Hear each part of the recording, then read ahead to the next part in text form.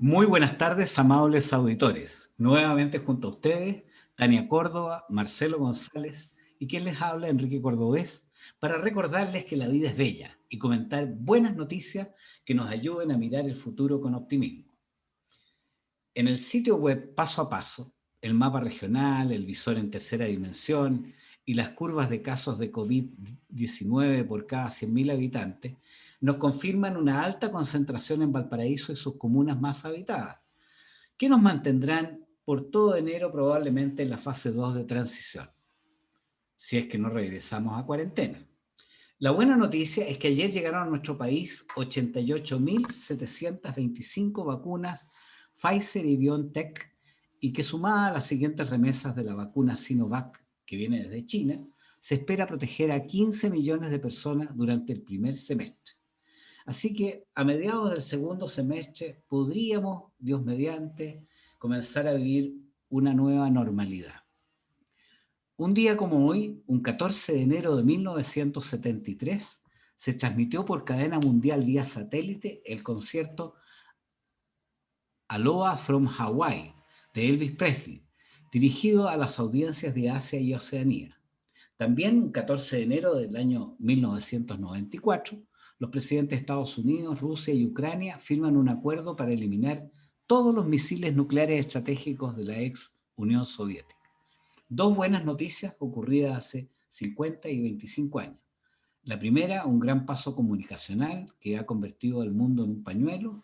Y la segunda, una decisión de grandes potencias para asegurar la paz que hoy está amenazando Corea del Norte. Otra muy buena noticia es que uno de nuestros panelistas de los días jueves en el programa Vamos, somos chilenos, ha sido confirmada como candidata a la Convención Constitucional por el Distrito 7. Felicitaciones, Tania, y mucho éxito en tu campaña. ¿Qué te parece, Marcelo, tener una voz de Radio Portales redactando la nueva Constitución? Hola Enrique, hola Tania y hola a todos los auditores que nos escuchan a esta hora. Feliz obviamente de tener una compañera. Felicitaciones Tania, esperamos que obviamente sea un proceso exitoso para ti.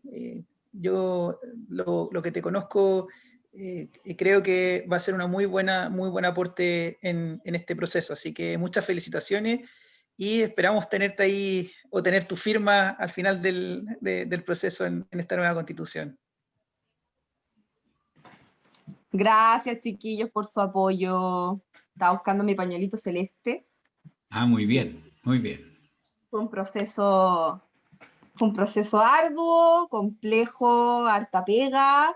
Lo primero, agradecer a las bases de Renovación Nacional que me ratificaron y me llevaron bien ranqueada y en una buena posición para la competencia y en la negociación que se hace por la lista, porque vamos en una lista unitaria y yo agradezco todo ese apoyo a las bases de RN y también a todo el pacto que confió en mí y a la Directiva Nacional de Renovación Nacional. Y ahora se viene un trabajo arduo. Yo comienzo la campaña, que la campaña ya empieza ahora, ya estamos en campaña, eh, y yo la empiezo en cuarentena, pues. Yo estoy en cuarentena en mi casa, tengo a mi esposo con un PCR positivo, yo me sentí bastante bien, tengo dolores de cabeza que yo atribuyo más que nada a una cuestión tensional, porque el estrés ha sido alto estos días. No he tenido temperatura ni nada, mi guagua está bien, mis hijos están de vacaciones con sus abuelos, así que se salvaron de este encierro y estamos bien en el refugio. Me parece extraordinario. Yo lamentablemente, Tania, voto en el Distrito 11 acá en Santiago, así que no voy a poder darte mi apoyo, pero moralmente espero que todas mis vibras van para que tu resultado sea un éxito, porque creo que vas a hacer un aporte, especialmente una mirada, primero, joven, que tiene una visión de futuro sin tanta carga ideológica del pasado, y segundo, que tu misma profesión de socióloga te permite mirar muy bien el comportamiento de la sociedad y ver esta maquinita que la hace, que la tendría que hacer funcionar mejor. Así que yo creo que como te conocemos, sabemos que vas a hacer un verdadero aporte.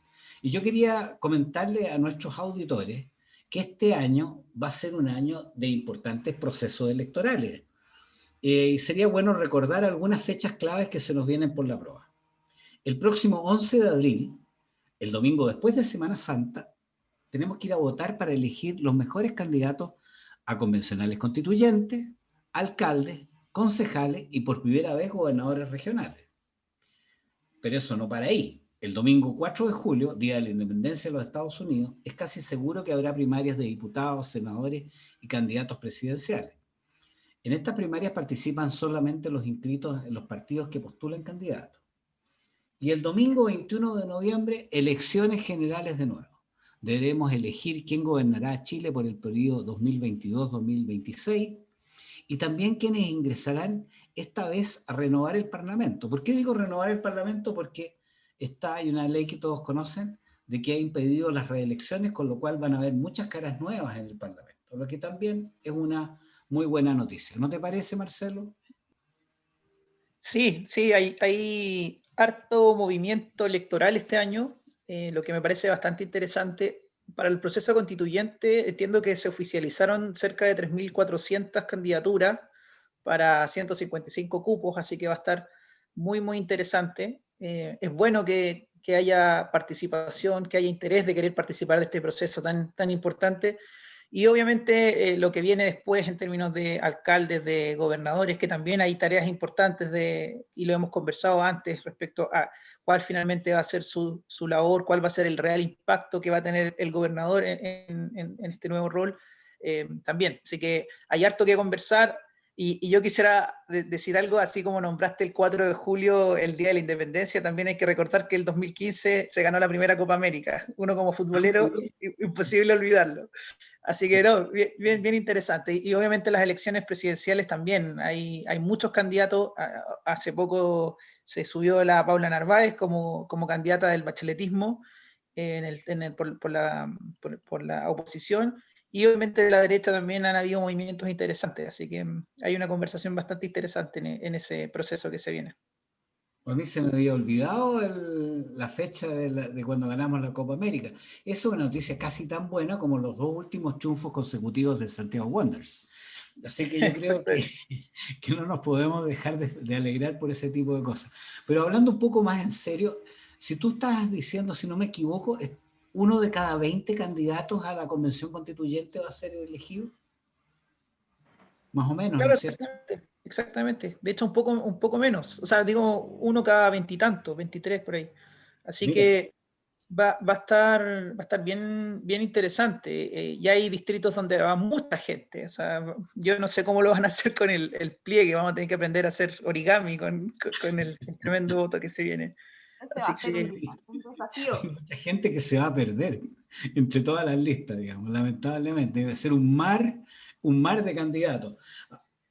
Pero yo no sé si a lo mejor Tania tiene alguna idea al respecto, pero esto de redactar una nueva constitución siempre tiene que partir sobre alguna base. Yo creo que se tomará como referencia, aunque sea para criticarla, mejorarla, la actual constitución, o mejor dicho, la historia constitucional de Chile.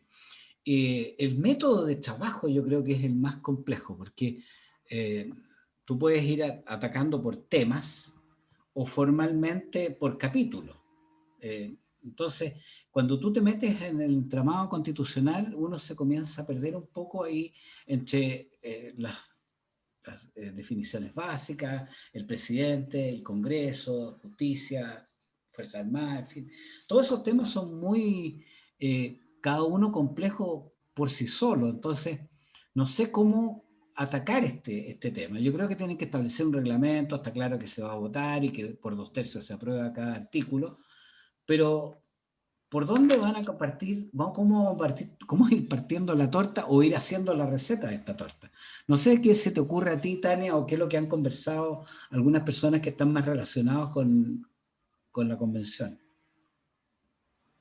Sí, pues es la primera gran pregunta. ¿Cómo? ¿Cómo lo vamos a hacer? El reglamento es lo primero que tiene que establecer la convención y ahí está el primer desafío de los 2/3, de conseguir una idea que que defienda y que respalde una amplia mayoría de la convención. Yo creo que para poder dar este ordenamiento a la forma de trabajo,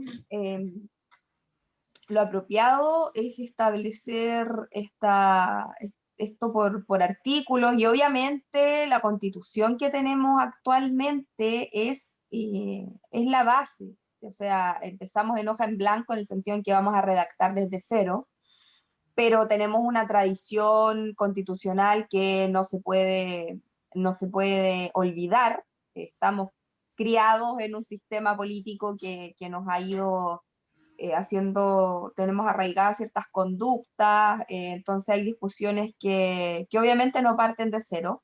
Y ahí está el primer desafío, pues, no solamente en cuanto a los contenidos, sino en cuanto al cómo. Sí, sí, ahí yo creo que una de las cosas interesantes que se han ido acumulando de constitución en constitución es la definición de derechos y deberes. Yo creo que hay que darle mucha vuelta a este asunto porque hay una tendencia a valorar más los derechos que los deberes. O sea, quizás una sociedad muy individualista y quizás se ven desde los niños para adelante, todo lo que tienen derecho, pero ningún deber, digamos. Entonces, ojalá que no se pierda ese equilibrio que permite, ¿no es cierto?, que los derechos se sustenten en que el resto cumpla con el deber de respetarlos. Si los derechos no son cosas mágicas que caen del cielo, sino que tienen que ir aparejados con determinados deberes. Entonces, yo creo que hay un tema que es derechos y deberes, otro tema que son las instituciones básicas de la República, si vamos a tener un sistema presidencial o menos presidencial, la conformación del Congreso, unicameral, bicameral, en el resto de las instituciones que son importantes, como por ejemplo el Banco Central, por ejemplo la Fuerza Armada, la Contraloría, el sistema procesal penal. Hay cosas que están pendientes, todavía se está aplicando a algunas personas el sistema procesal penal antiguo. Yo creo que hay definiciones básicas que tienen que ir ordenándose. Y yo creo que donde va a haber una discusión muy fuerte es en el trasfondo del modelo económico, porque el modelo económico es un modelo económico liberal, o menos liberal, o más socialista, o más de estado de bienestar, o más capitalista individual. Entonces ahí hay un tironeo muy importante respecto de cómo decía el otro día el ex ministro Desbordes, decía, claro, hay que buscar mucha solidaridad, pero no tensionar el elástico de la economía para que la economía siga funcionando. Es que si no se produce riqueza, no se puede distribuir riqueza, eso es un básico. Si no tenemos recursos, no estamos generando empleo, si no estamos generando platita, no hay platita que repartir, eso es básico. O sea, los niños no te pueden pedir mesada si tú no tienes pega, pues, Tania. No, ¿y sabes qué? Bueno, esto es a nivel familiar, obviamente no es así de simple de pasarlo al Estado, pero yo creo que los niños no pueden pedir mesada si no hacen una contribución también a lo que es las cosas básicas de la familia y de la casa, ¿entiendes? Claro, No le puedo dar la claro, misma a mi hija que tiene 10, que hace su cama, que me ayuda a esto y esto otro, que a un niño de 5 que sabe apenas sumar y tiene menos responsabilidades de lo que es como en el grupo familiar. Obviamente eso no se traspasa así fácilmente a un Estado, pero sí yo creo que es necesario tener como ese criterio de que aunque tengamos un derecho, tengamos una constitución donde se establezcan derechos sociales, también no se puede perder de vista que en Chile tenemos personas que necesitan más y otras que tienen una autonomía económica y menos vulnerabilidad, entonces que necesitan menos del Estado. Sí, toda la razón. Y tú creo que mencionaste, antes de pasarle la palabra a Marcelo, esto del niño de 5 y el niño de 10, un criterio de equidad. O sea, tú no le puedes exigir lo mismo o la igualdad de las personas. Por eso yo creo que un valor importante es la equidad. O sea, la persona debe contribuir de acuerdo a sus posibilidades y debe recibir de acuerdo a sus méritos. No sé, ¿qué opinas tú, Marcelo? Sí, han mencionado cosas interesantes ahí. Uno, por supuesto, es el tema del concepto de igualdad. O sea, y ahí, por lo menos para un liberal, la importancia de la igualdad está frente a que seamos todos iguales ante la ley. Y para eso, obviamente, es importante también que exista discusión del proceso constituyente o de ya la conformación de la Constitución, una Constitución o una Constitución que nos garantice a todos que no van a existir personas que sean distintas a la hora de, por ejemplo, un proceso judicial o a la hora de tener que enfrentarse a un proceso frente al Estado. ¿Por qué? Porque la gente muchas veces se pierde en que la igualdad tiene que ser una igualdad material.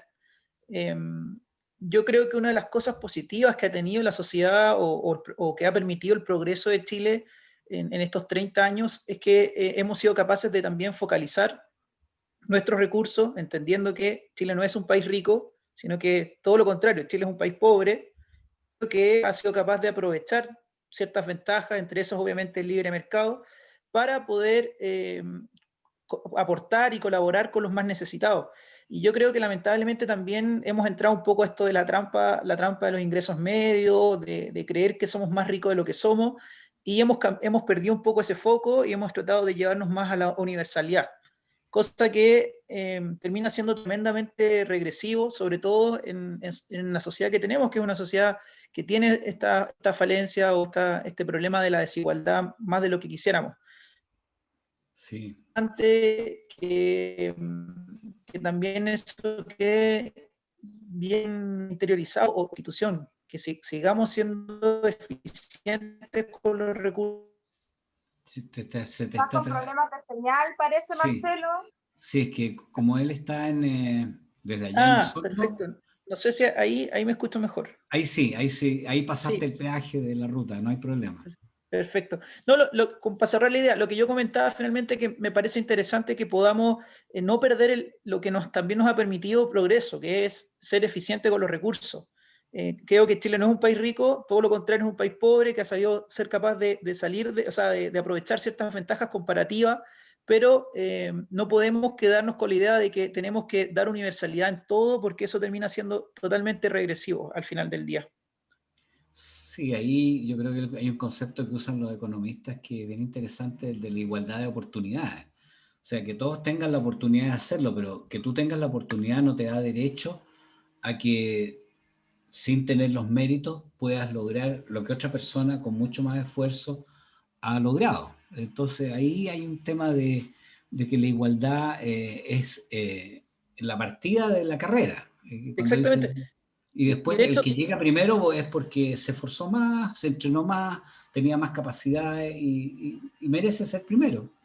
exactamente, de hecho me gustaría complementar eso porque yo el otro día conversaba esto con un hermano y yo le decía que la educación gratuita, por ejemplo, es un tremendo ejemplo de esto. O sea, finalmente hay una medida universal que termina siendo regresiva porque ¿quiénes son los que van a la universidad? No necesariamente los más necesitados o los que terminan teniendo más oportunidades, todo lo contrario, normalmente son los que tienen oportunidades que otros no tienen. Sí, O los recursos en la educación, en la sala cuna, en las primeras infancias, y hacerlo de forma focalizada y eficiente. Y ahí, cosa que cuando llegue la PSU, la PTU, o como quieran llamarlo, que finalmente para mí no es más que una foto de una situación, haya una mayor igualdad de oportunidades, pero antes, no ya en la universidad. sí. Ahora yo, de repente se me ocurre una idea totalmente distinta de que podría estar en la discusión de la nueva constitución. Las formas de violencia que hemos experimentado estos últimos años no son inéditas. Yo creo el grado del vandalismo, por ejemplo, porque hasta la constitución anterior hablaba de terrorismo, pero ahora tenemos vandalismo y tenemos saqueo.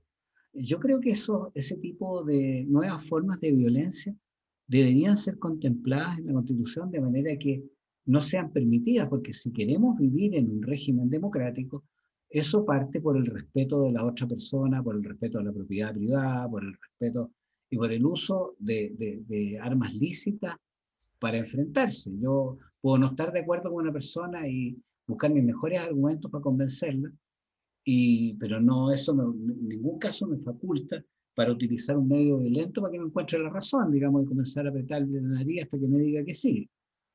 ¿No te parece, Tania?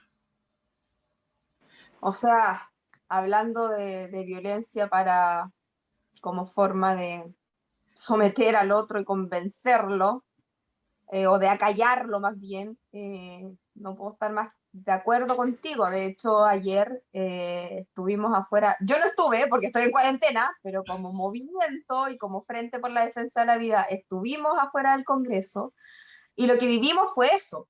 Muchas estaban más o menos, la proporción era de 2-1, éramos minoría, pero estábamos tranquilos, o sea, los que fueron estaban tranquilos en un lugar, hay grabaciones de esto, y empezaron a crecer en convocatoria, como te decía, más o menos de 2-1, los de el lado de las de pañuelo verde, y, y resulta que empezaron a molestar, a amedrentar, encerraron algunas en una ronda, empezaron a bailarles alrededor, las molestaron, las persiguieron, las acosaron, las toquetearon, les tiraron agua, las escupieron.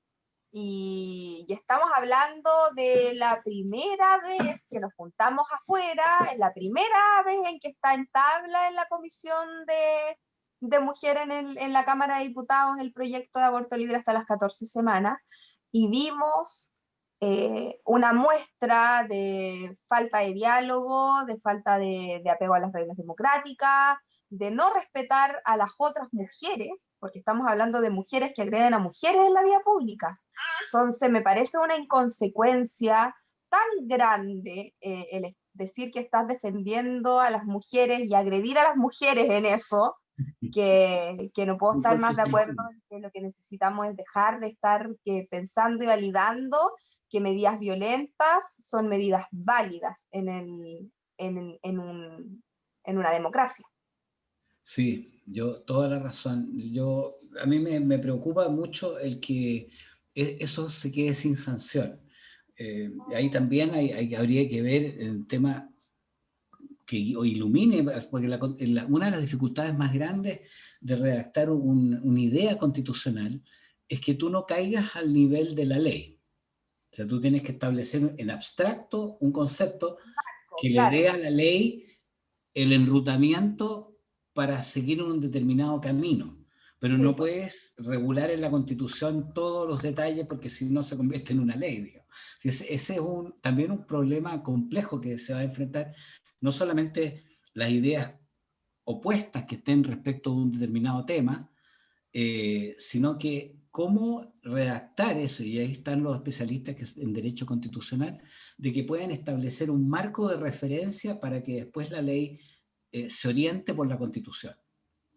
No sé si me expliqué bien. Yo comparto eso, Enrique. Yo por lo menos soy de la postura de una constitución mínima y que finalmente tome estos conceptos, un marco de relación entre el Estado y las personas, un marco de relación entre personas, y eso conlleva entonces que pasemos más a lo abstracto y no tanto a lo formal. Y además hay algo importante: si no existe un rechazo a la violencia de todos los sectores, aunque en la Constitución esté escrito, de todas formas la violencia igual se va a seguir practicando. Entonces es importante también que haya un rechazo transversal a la violencia. Ojo, que aparte de eso, aparte de lo grave que es la violencia como forma de presión política, estamos hablando de que estamos en un contexto sanitario delicado. Y ayer hubo escupos. Ayer escupieron en la cara a una de las manifestantes.